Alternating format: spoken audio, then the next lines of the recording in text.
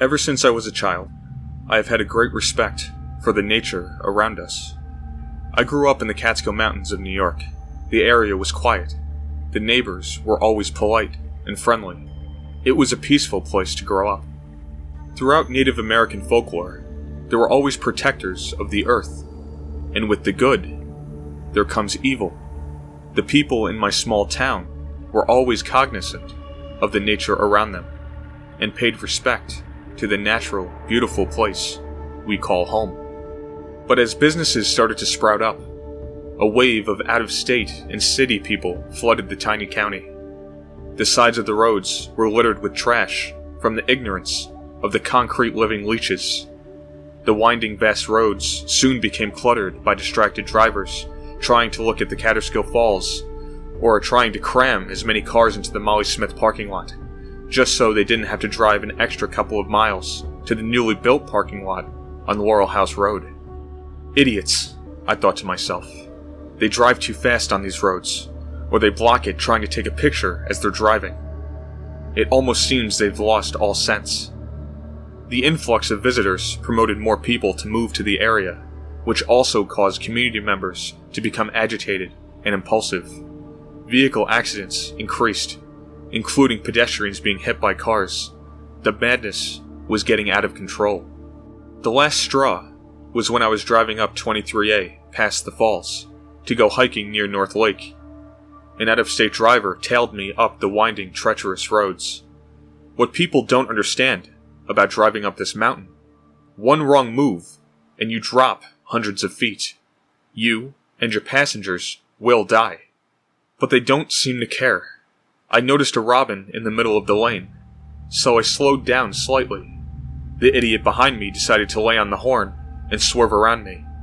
He was in such a hurry that he didn't even see the poor creature whose fate he had sealed, and he didn't even care. I heard a slight thump, and a ball of feathers gently floated to the ground. He didn't even put the brakes on. He just sped up. My wife was visibly upset. She muttered something incoherent under her breath. I continued driving up the mountain towards one of the more treacherous bends in the road. We could see the winding stretch of road above us, and there sped the idiot from before. Suddenly, I heard the sound of screeching brakes and a loud crash, and slowly creeping over the edge of the mountain rolled the driver's car. Before we knew it, the vehicle plummeted to the depths below. We drove up to the location of the incident to call the police. As we approached, a large boulder, surrounded by broken glass and crushed car exterior, littered the road. I pulled over and took out my phone, but before I could dial, my wife rolled down the window and said, "Look at all those robins in the trees." I popped open my door and stepped out into the fading sunlight. There must have been hundreds of robins sitting silently in the trees, glaring down at the wreckage. I looked up through the woods behind the robins, and off in the distance, quietly watching, stood three large, hulking figures. I reached up with an outstretched hand, and extending my fingers, I waved. My wife stepped out and waved as well. "It's like Nana used to say," she exclaimed. "Robin, Robin Redbreast, bring me good luck." She turned and smiled at me. I returned with a smile. "Nana was right," I said, "and they continue to bring us luck." As the summer months went by, more and more instances of accidents, people falling off of the falls, and cars falling over the side of Molly Smith's occurred. I was sitting outside in the backyard early one morning, a cup of coffee in one hand and a newspaper in the other. The sounds of the forest erupted for a moment and quickly quieted.